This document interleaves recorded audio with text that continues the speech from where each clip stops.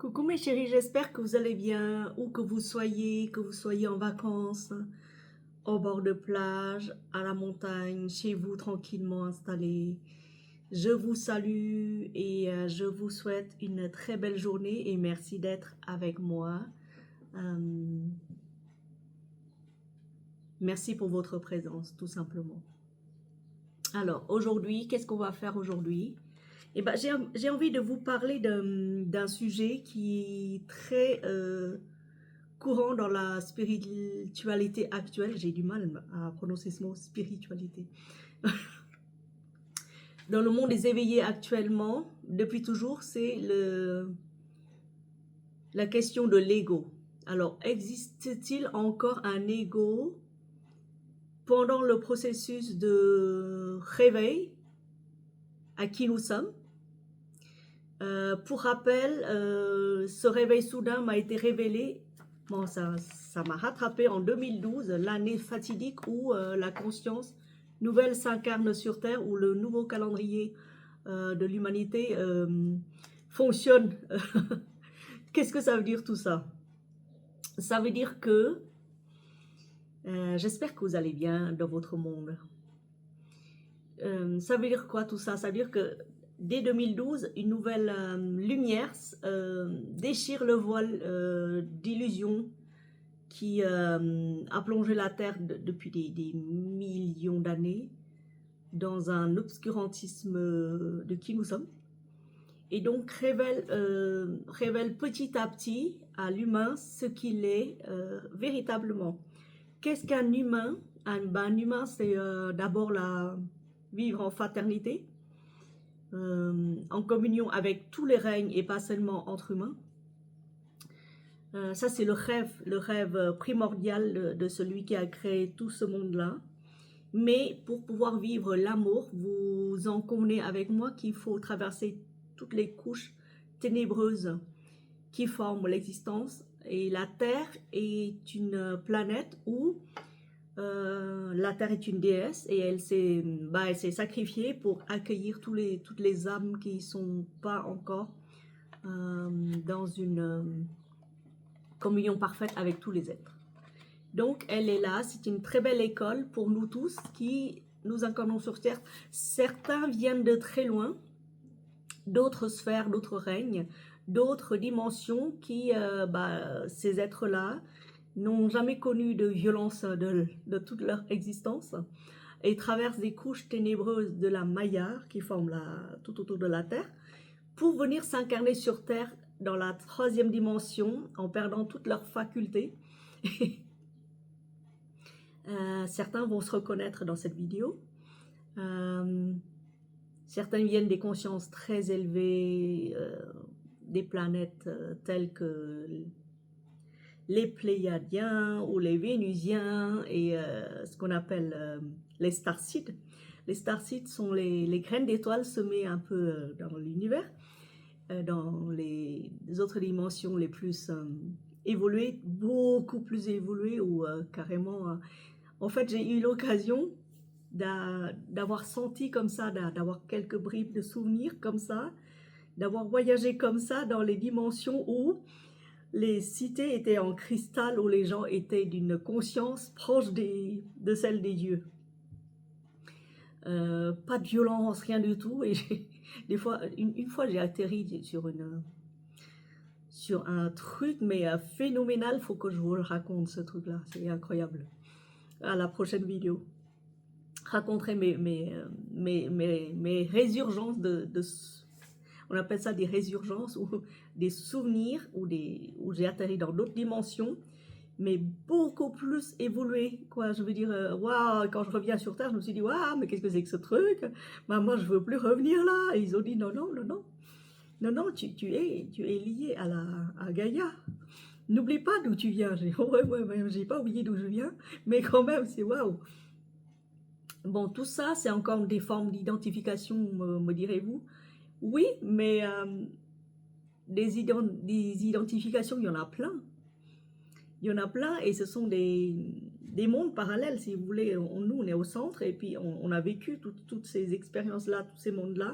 Et pour connaître le véritable amour pour se relier vraiment, véritablement à qui nous sommes, c'est-à-dire à la source primordiale d'où nous venons, il faut connaître toutes les sphères de l'existence humaine. Donc la Terre est une très belle école pour évoluer. C'est pour ça que vous verrez énormément de naissances sur Terre et les autorités actuelles mettent en place des politiques et autres pour justement que les couples font un peu plus d'enfants parce qu'ils se rendent compte que, au final, mais non, mais notre politique d'éradication de la race terrienne, finalement, ça marche pas parce qu'ils se rendent compte que oui, la Terre a quand même besoin d'enfants et de jeunes âmes. Donc, je disais que la nouvelle conscience s'incarne sur Terre, ouvre le voile, expulse le voile de la Maya qui entoure la Terre depuis des millions d'années. C'est pour ça qu'il y a de plus en plus de gens qui se réveillent au cours de la nuit de 2012. Moi, c'était en cours de la journée de 2012. Hein. Quelle année c'était? C'était en plein hiver. En plein hiver, je ne sais même plus c'était quand, mais à l'époque, je m'en souviens même plus, voilà.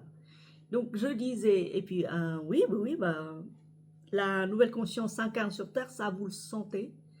L'échelle de Schumann, je crois, mesure l'évolution de la Terre en termes de fréquence et d'intensité aussi, et ces spécialistes de mesure ont relevé un taux élevé de vibration de la Terre. Donc physiquement, ils arrivent à résoudre le problème de pourquoi est-ce que la Terre est en mouvement actuellement, pourquoi il y a autant d'événements qui se passent sur Terre, mais c'est normal, en fait, la Terre se réveille aussi au contact de cette énergie-là qui la rappelle à elle-même. Elle entre dans la danse cosmique des dieux et des déesses. C'est normal qu'il y a des trucs qui se passent sur Terre, c'est normal que les gens se réveillent et c'est normal qu'il y ait une conscience de qui nous sommes. C'est nous qui nous rappelons qui nous sommes pour appeler cette énergie-là à diffuser le plus de vibrations de paix sur Terre. Et qui dit paix, dit guerre. Hein. Attention, il y a deux forces primordiales dans l'univers, depuis la naissance de l'univers, depuis bien au-delà de la naissance de l'univers. Il y a toujours deux forces primordiales qui sont en équilibre, hein, c'est-à-dire la force noire et la force blanche. Les deux forces vont ensemble, là. C'est comme le yin et le yang, le signe là, vous savez là, le noir et blanc. Donc noir vaut tout autant que blanc. Il n'y a pas de blanc, il n'y a pas de noir, c'est en équilibre. Ça veut dire quoi? Ça veut dire que dans le cœur de l'homme, se trouvent aussi deux forces opposées, et puis le bas et le haut, c'est pareil. Mais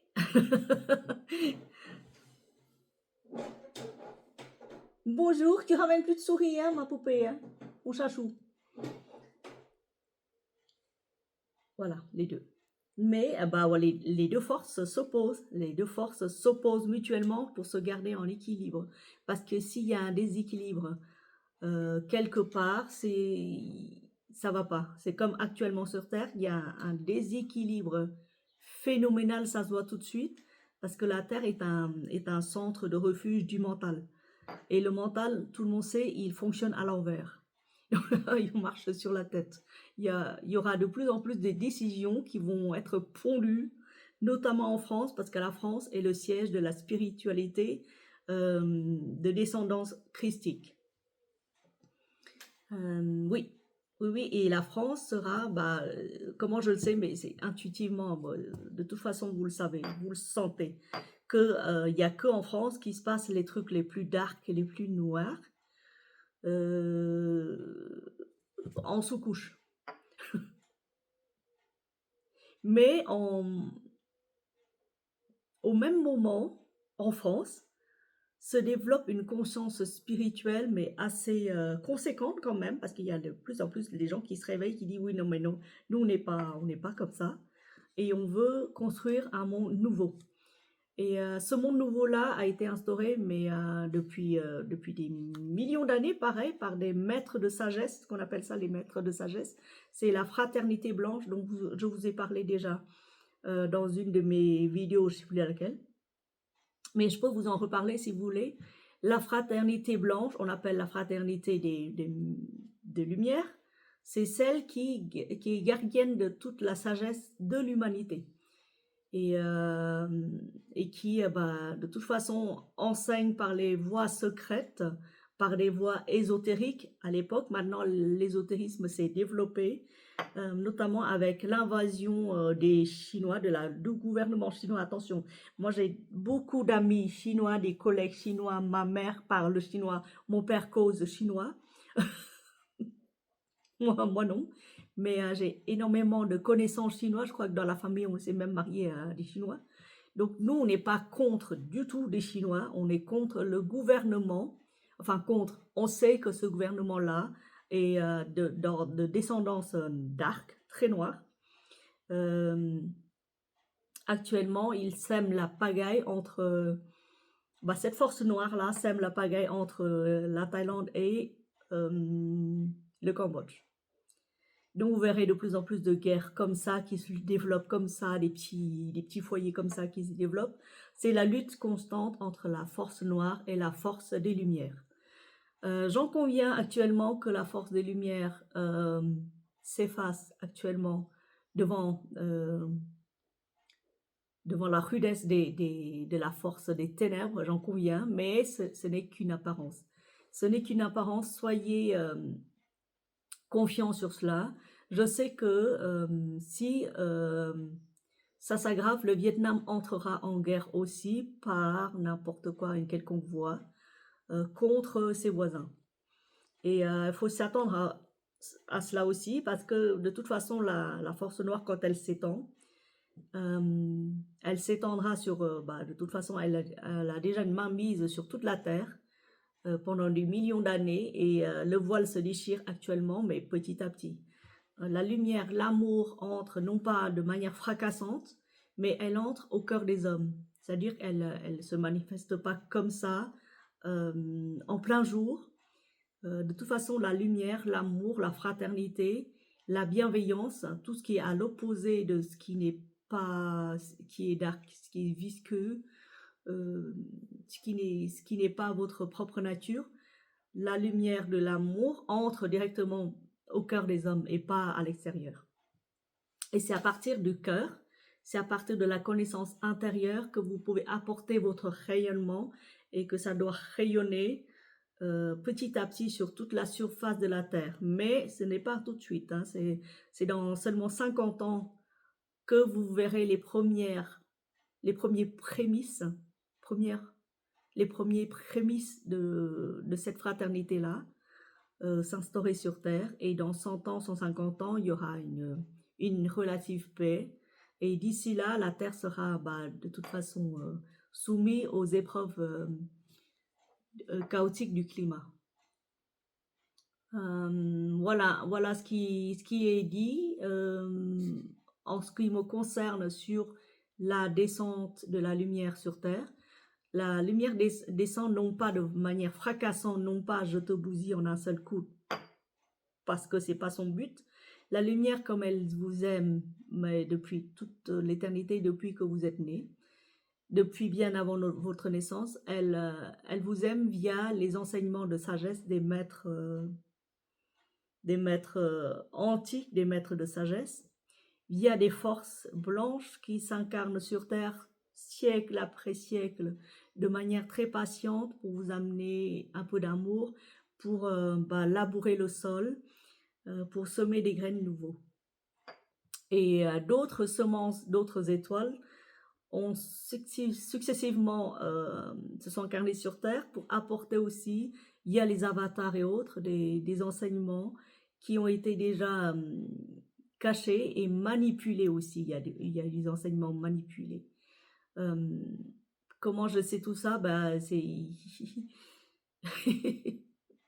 C'est en me documentant, en lisant et en ressentant profondément dans le cœur, et en voyant aussi au cours d'une méditation, en me reliant à d'autres âmes au niveau des siècles de siècles de connaissances. Je veux dire, notre âme s'incarne sur Terre via notre corps, mais elle est vieille. Les âmes qui s'incarnent sur Terre, bah, ça peut avoir des millions d'années sur d'autres sphères, hein. Il n'y a pas que la Terre qui abrite les consciences les plus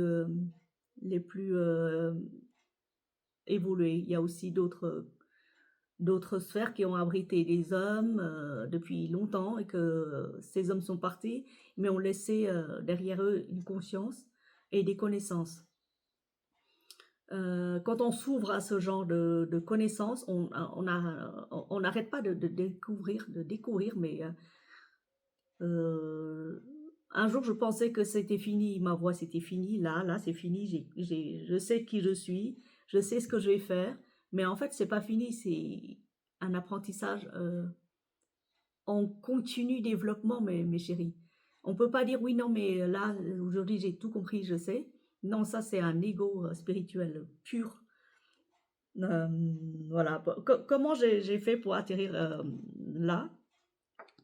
Eh ben, en lisant un blog sur oui, existe-t-il encore un ego après un réveil spirituel, que ce soit doux ou soudain comme le mien. Moi, ça a été soudain, hein. Chercher la richesse, hein. Et alors, oui, l'ego spirituel existe toujours, et l'ego, un ego fort, puissant, mental, subsiste toujours, même après un réveil, même chez les maîtres euh, les plus accomplis. Bah, c'est normal parce que nous sommes faits d'abord de chair et d'os, et ensuite nous avons un corps mental, nous avons un mental. Le mental permet de fonctionner dans la vie, et cet ego-là, eh ben, ça s'est renforcé aussi dans mon cas après mon réveil soudain. C'est-à-dire que cet ego-là se dit tout d'un coup, mince, je ne suis pas tout seul. Il y a quelque chose qui me guide quand même, donc je vais suivre ce guide-là. Donc ça, c'est un ego qui est sage. Donc comment développer un ego, comment le rendre plus sage, plus docile? Bah, de toute façon, vous n'avez pas le choix. Deux voies s'offrent à vous, la voie de l'amour ou la voie du combat. Si vous choisissez le combat, bah, de toute façon, je voyais bien que depuis 40 ans, je suivais toujours le même chemin de combat acharné contre oui, c'est lui qui est tort, c'est moi qui ai raison, je me bats. C'est la main gauche qui se bat contre la main droite, donc à la fin, on se blesse pour rien. Soit cet ego-là assagi par le toucher, ce qu'on appelle ça le toucher de l'amour, et qui choisit la voie de l'amour, mais pas l'amour aveugle, barba papa et autres. Non, c'est pas ça. C'est-à-dire que cet ego-là a été renforcé depuis des temps à se battre. Donc du coup, maintenant, il se met au service d'un amour infiniment plus grand que lui.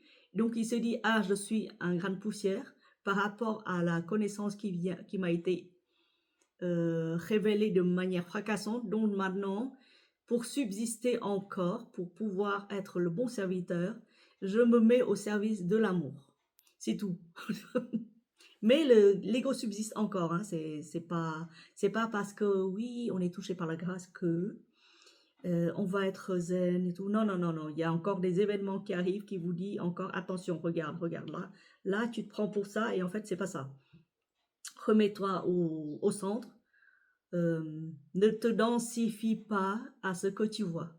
Ne t'identifie pas à ce que tu vois, parce que ce que tu vois là, ça te révèle exactement ce que tu n'es pas, d'accord? Ou ce que tu es. Tout dépend de ton point de vue. Oui, il existe encore un ego, mais un ego fort, développé chez moi, encore plus fort qu'avant.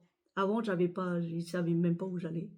Maintenant, je sais où je dois aller. De toute façon, je sais que la voie que je choisis, ce sera toujours la voie de l'amour, au service d'un amour beaucoup plus grand que moi. Donc du coup, des fois, je me suis dit, ah, mais j'aimerais bien faire ça. Au final, il y a une voix qui revient, qui me dit, es-tu sûr? T'es toujours sûr? Donc un ego est là pour un mental, un ego fort, puissant, ça vous aide. Non, bébé! Donc je disais, veuillez m'excuser. Alors, un ego fort, un mental puissant peut vous aider, mais vraiment, vraiment, mais en fait, sachez vous distinguer entre l'ego vraiment très nuisible et nuisible, il n'y a pas de mot, parce que de toute façon, toutes les voies, ce sont des voies d'apprentissage. Que vous choisissez l'amour ou la guerre, c'est pareil. Vous arriverez au même point. Mais pour ma part, j'ai compris ce que c'est que la voie du combat. Maintenant, je me calme et je sais que cet ego-là peut être vraiment précieux pour m'accompagner vers la voie de qui je suis, c'est-à-dire la voie de l'amour et la voie de la sagesse. Il y a encore des événements qui arrivent dans ma vie, enfin dans ma vie, soi-disant ma vie, des événements qui se passent à l'extérieur qui me montrent réellement qui je suis, pour qui je me prends. Et c'est grâce à ces événements, des situations pas très agréables, il y a certainement des choses qui arrivent encore et encore. Tant qu'on est vivant, tant qu'on respire, on génère des karmas. Les karmas, ça veut dire des événements, c'est tout. Un exemple concret, ces derniers temps, j'étais vraiment dans le combat parce que j'étais encore en train de m'identifier à quelque chose et tout d'un coup, certainement à des peurs de manque et autres, parce que la peur de manquer, c'est très souvent chez moi. Mais de petit à petit, je me désidentifie et s'il y a une pensée de manque et autres, bah, tout de suite les chats me ramènent des souris ou des gros rats, je sais pas, ils arrivent à traîner un rat plus gros qu'eux dans ma maison en pleine nuit. Je me réveille, je me suis dit, ah, ça y est, j'ai compris. J'ai compris que la peur de manque revient, ou la peur de rejet revient, ou la peur de je sais pas quoi. De toute façon, je cherche même plus à savoir ce que c'est. Et de temps en temps, ils me ramènent des petites souris, des trucs comme ça. Alors je me suis dit, ah, les animaux, ils sentent quand même ce dont tu as envie, ce dont tu as envie, ce dont tes propres énergies. Donc, ils te ramènent exactement, ils te ramènent de manière instantanée à ce pour qui tu te prends. Donc, c'est un bon exemple, hein, vous voyez l'exemple des rats, des souris et autres. Juste pour vous montrer qu'il n'y a rien de dramatique, c'est juste parce que les événements qui arrivent, c'est justement parce que ça vous montre pour qui vous vous prenez, pour qui vous êtes encore, pourquoi vous êtes encore, à quoi vous vous en identifiez encore, voyez. J'en profite de cette vidéo pour vous parler justement de l'ego. Un ego fort et puissant, ça n'a rien de dramatique. Même après un éveil spirituel soudain ou un réveil de qui nous sommes, il n'y a rien de dramatique, hein. Vous avez toujours votre ego qui vous accompagne. C'est vous, hein, de toute façon, c'est votre force. C'est la même force qui vous fait vous incarner sur Terre, c'est la même chose. Alors on me dit oui, mais on ne s'identifie plus au corps, hein. Après le réveil, je dis mais bien sûr que si. Moi, quand j'ai mal, j'ai mal. Quand je me casse un ongle, bah, j'ai mal. Quand je suis malade, j'ai mal. Je me dois de le soigner, ce corps. Je me dois de lui donner, le prodiguer les meilleurs soins possibles, soins de la peau, se protéger du soleil, des massages énergétiques, des massages tout court, des baumes, des parfums, bah, c'est normal. De prendre soin de son corps, le corps c'est vous. Le corps c'est vous et en même temps c'est pas vous parce que c'est vous qui investissez le corps, c'est vous qui vous incarnez dans ce corps. Donc ce corps c'est tout ce que vous avez comme temple. Bah, sans le corps, bah, je sais pas, qu'est-ce que vous êtes. Bien sûr vous êtes beaucoup plus que ça parce que vous êtes une conscience primordiale qui s'incarne dans tous les corps. Ça c'est normal, mais pour l'instant sur Terre, c'est tout ce que vous possédez. Mais c'est vrai qu'il ne faut pas trop s'identifier au corps, comme tout d'ailleurs. Hein. Donc c'est juste pour vous parler de ça, hein. C'est juste pour vous parler de vous êtes le corps, mais vous êtes au-delà du corps, ça c'est normal. De toute façon, vous avez plusieurs corps, hein. Il y a 7 corps en tout dans la tradition ayurvédique. Il n'y a pas qu'un seul corps. Et dans le corps, il y a des nadis, enfin des nadis selon la médecine ayurvédique, les méridiens selon la médecine traditionnelle chinoise, et euh, d'autres corps, hein, de toute façon, il y a des canaux qui parcourent ce corps-là, il y a des centres énergétiques qui vont se développer petit à petit pour rejoindre, le ciel et en même temps la terre, parce que vous êtes en même temps terre et ciel. Si un arbre ne s'ancre pas assez sur terre, il ne pourra pas pousser ses racines au plus profondément et vous ne pourrez pas goûter à ses fruits parce qu'il ne sera jamais assez ancré, il n'aura jamais assez de sève pour nourrir tous ces branchages et pour vous donner des bons fruits, voyez. Donc, rejeter le corps, c'est comme un arbre qui ne s'ancre pas dans la terre. C'est ridicule, voyez. Donc, oui, on est le corps, on est ce mental, on est cet ego, on a un ego, c'est normal. On ne rejette rien, ni personne. On s'accepte tel qu'on est, les situations, les événements et autres, et on agit en fonction. Accepter ne veut pas dire baisser la tête et ne faire rien. Non, vous connaissez mon exemple, j'ai accepté certains événements, j'ai lâché prise, mais j'ai agi en fonction. Voilà. Bon, chez les autres, évidemment, chacun est différent. Il y a des gens qui méditent dans la grotte depuis 30 ans, qui sortent et qui découvrent le monde, c'est pareil, c'est la même chose. Nous, on n'a pas la chance d'avoir une vie assez... enfin, la chance, je ne sais pas, mais nous, on n'a pas l'opportunité de méditer dans une grotte. Donc, on a l'opportunité de méditer dans le monde. C'est pareil pour nous. Hein. Actuellement, la conscience incarne une conscience beaucoup, la vôtre hein, de toute façon, beaucoup plus fine, développée, intuitive et en même temps très humaine. Une conscience d'amour qui déchire petit à petit le voile de la Maya. Donc, c'est normal que ça touche plus ou moins les personnes les plus sensibles et ça touche plus ou moins, de toute façon ça va toucher tout le monde parce que vous voyez bien que sur Terre on ne peut plus continuer comme ça à ignorer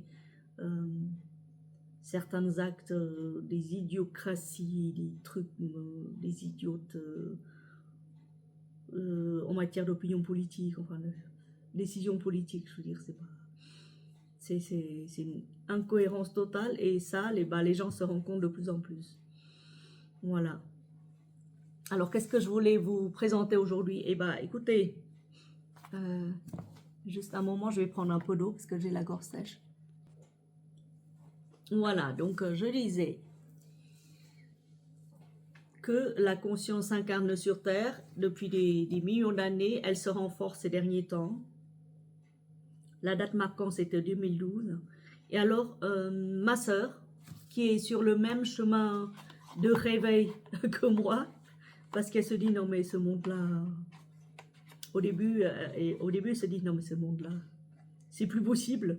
Je suis sûre que je ne viens pas de ce monde. Je dis, bah c'est si sûr, parce que ce monde-là ne nous appartient pas. On est dans ce monde, mais on n'est pas de ce monde, ça c'est sûr. Et alors elle me fait, tiens, regarde, je t'ai offert ça pour ton anniversaire. Le tarot des lettres hébraïques. Voilà. Donc j'ai envie de vous le faire découvrir. Ce tarot des lettres hébraïques. Et de Maria Elia. Regardez. Maria Elia. Je vous lis ce qu'il y a. Le tarot des lettres hébraïques de Marie Elia, pardon. En ces temps de grands changements, les lettres hébraïques viennent nous offrir leur aide précieuse. Dépassant largement le contexte de la tradition juive pour atteindre l'universel, au-delà de leur image spécifique se révèlent les intelligences qui ont créé les univers. Ce tarot, inspiré du magnifique livre Rencontre avec la splendeur, le pouvoir guérisseur des lettres hébraïques, est un outil d'évolution destiné à l'âme. Le jeu comporte 22 lettres plus 6 lettres finales qui correspondent à la forme que prennent certaines lorsqu'elles sont placées à la fin d'un mot. Ce livret explicatif joint est conçu pour aider à intégrer la réponse de la lettre tirée. Il présente les notions clés liées à chacune d'elles, ainsi que la question que la lettre nous renvoie dans son dialogue d'un mot. Bien-aimés, nous disent les lettres, venez danser avec nous dans le monde de la vie véritable. Le temps de la joie et de la guérison de l'âme est venu. N'hésitez pas à faire appel à nous en toutes circonstances, car nous sommes l'amour infini qui accompagne chacun de vos pas sur le chemin du retour. Je vais vous dire franchement, je ne suis pas fan ni des cartes de tarot, ni des machins, ni choses, ni des prévisions lunaires, astrales et autres. Mais depuis que je suis touchée par cette voie-là, tout d'un coup, mon esprit cherche goulûment à une soif ardente des connaissances du passé et des connaissances ésotériques. Ésotérique, ça veut dire caché. Caché, non, parce qu'actuellement, tout se révèle. Autant la noirceur que la splendeur, tout se révèle. Et à vous de piocher, à vous de choisir quel est le chemin qui vous correspond. J'ai choisi déjà le mien. À vous de choisir aussi, mais je pense que si vous regardez cette vidéo, c'est que votre âme, en son âme intérieure, en son fort intérieur, a déjà choisi le chemin de la splendeur. Donc, aujourd'hui, on va danser avec la vie à travers les lettres hébraïques. Si ça vous dit, restez avec moi. Les lettres hébraïques, la danse de vie des lettres hébraïques. Alors, là-dedans, il y a, je ne sais pas combien de cartes qui nous disent, 22 cartes plus 6. Donc, on va piocher une par hasard. J'ai jamais joué de carte de ma vie. J'ai joué une fois avec des amis, ils ont rigolé. On dit non, ça se voit. Hop, pour battre les cartes. Là. Après, on a 22 lettres. Alors, on va piocher une au hasard. Choisissez avec moi. Prochaine fois, on va faire un live. Comme ça, vous allez choisir. On va prendre 6 personnes, si ça vous dit. On va faire un live. Je ne sais même pas comment on va faire un live. Mais on va faire un live. Vous me dites si vous aimeriez qu'on fasse un live et on va tirer les lettres hébraïques. Chacune, il y aura 6 personnes, voire 10. Hein, on va faire un live pendant 2 heures si vous voulez. Il faut choisir une date où on est libre. Vers le soir, vers ce coup de 19h. 19h ou 20h, à 20h. Ouais, comme ça, vous aurez fini de manger, faire la vaisselle et autres. À 20h, on va commencer un live et on va terminer à 22h, si ça vous dit. À 22h, on va dormir, parce qu'après ce live, je vous dis. Ou pendant 1 heure. Pendant 1 heure, ça serait bien. Comme ça, on va tirer 6 lettres. Il n'y aura que 6 personnes qui vont tirer. Donc, vous vous inscrivez. Hein. Je vais voir comment on va créer un live. L'inscription pour 6 lettres, seulement 6. Et après, on va décortiquer votre énergie, parce que ça représente votre énergie cosmique. C'est celle que vous incarnez sur Terre, d'accord? À travers les lettres, le tarot des lettres hébraïques. Donc, on va tirer une pour moi aujourd'hui. Et une pour moi et une pour vous, d'accord? Une pour moi, hop, j'ai choisi celle-là. Celle-là, paf, qu'est-ce que c'est? La lettre E. Alors, j'ai un livre aussi. Et ça correspond au numéro 5. E. On va lire ce que c'est. E. Alors, numéro 5. E. Comment ça se prononce? E.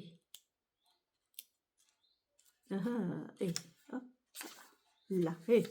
Le souffle de vie. Je vous lis. Valeur numérique 5. Signe astrologique, le bélier. Signification, la fenêtre, le souffle. Le rayonnement, c'est bleu. Notion clé, le féminin. Le souffle divin, la respiration. Accomplissement d'une réunification et un élan créateur. C'est cool ça. Quelle indomptable puissance créatrice dans cette lettre qui préside le signe du bélier, le premier de la roue du zodiaque. C'est ce qui est écrit, hein, je vous le dis. Et ce qui peut sembler paradoxal dans notre culture, Elle représente l'essence du féminin, au-delà de ce que peut signifier pour nous l'image de la femme sur la terre.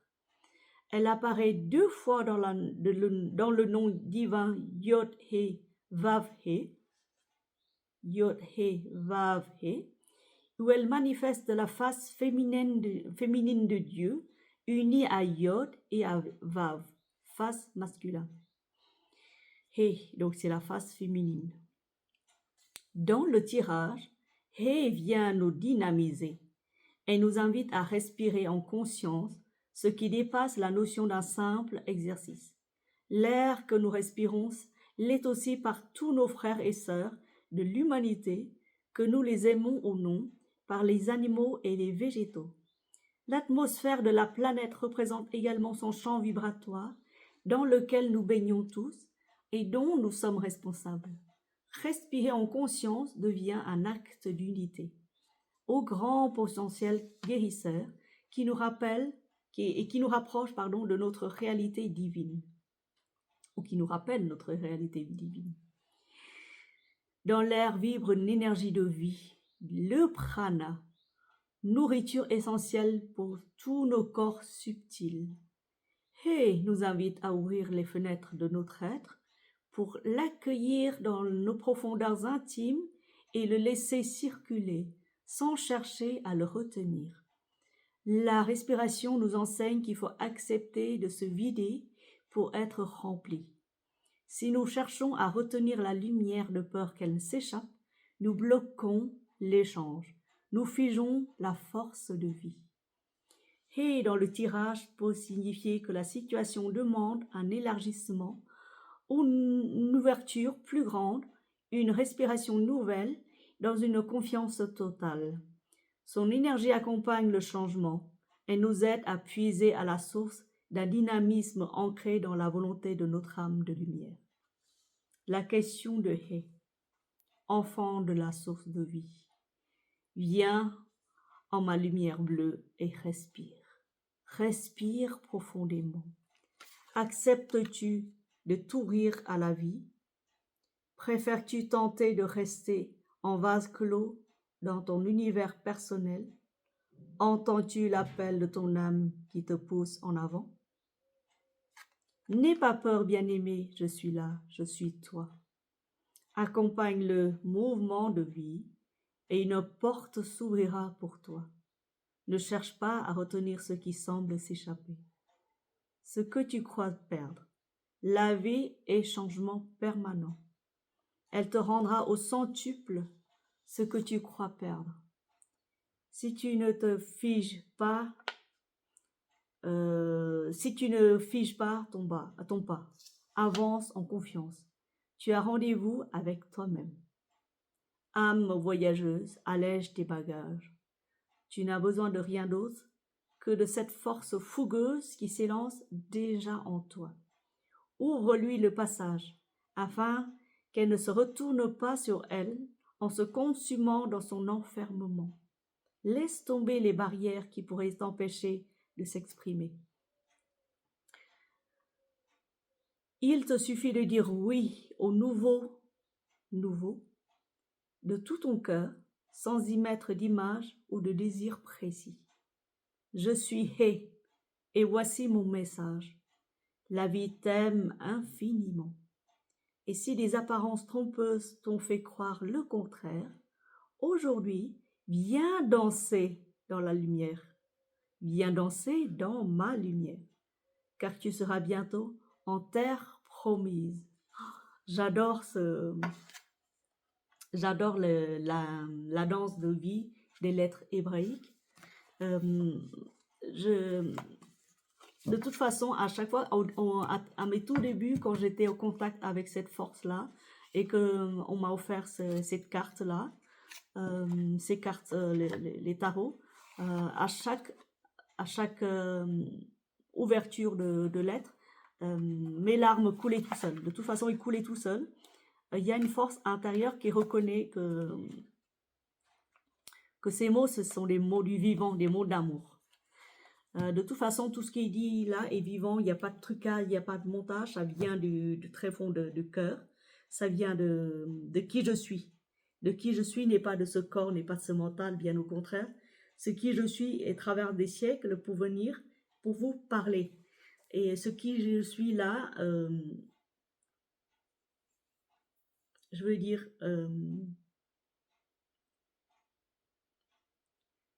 est en relation directe avec tous les âmes sur Terre, tout le règne sur Terre, que ce soit végétal, animal, ou tout autre qui respire dans la même atmosphère de la mère Gaïa.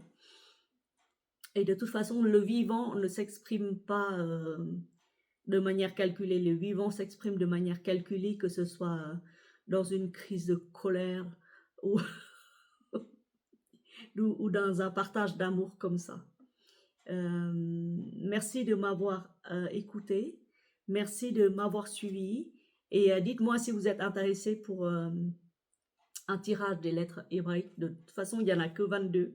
Donc, une fois qu'on aura tiré tous les 22 cartes, de toute façon, les 22 faces de Dieu se révélera petit à petit. Et grâce à ces cartes-là, de toute façon, ça vient toucher au plus profond de l'âme, en fait. Ce ne sont pas que des cartes comme ça. Et le livre, je l'ai. Hein, le livre, il est gros. Je crois qu'il est rouge bordeaux. Je l'ai acheté dans une librairie ésotérique à Paris. J'ai payé assez cher. Je crois que j'ai payé 50 €. Mais c'est... Voilà, c'est... et je l'ai quelque part là. Ou alors dans les cartons, pas encore déballés, parce que j'ai pas fini de déballer mes cartons de déménagement depuis 3 ans. Sur ce, dites-moi en commentaire ce que vous avez connu comme carte, ce que vous connaissez comme outil pour le développement intérieur de soi et le développement extérieur de la personnalité. De toute façon, un de ces quatre, les deux fusionnent pour arriver au même centre.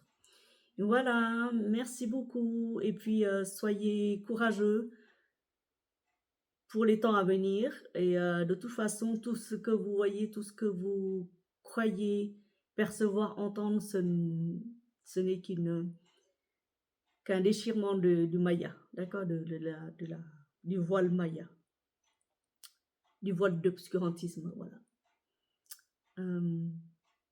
Sur ce, je vous souhaite de bonnes vacances si vous partez. Et bon courage pour ceux qui restent. Et puis, bonne journée. Bisous, bisous.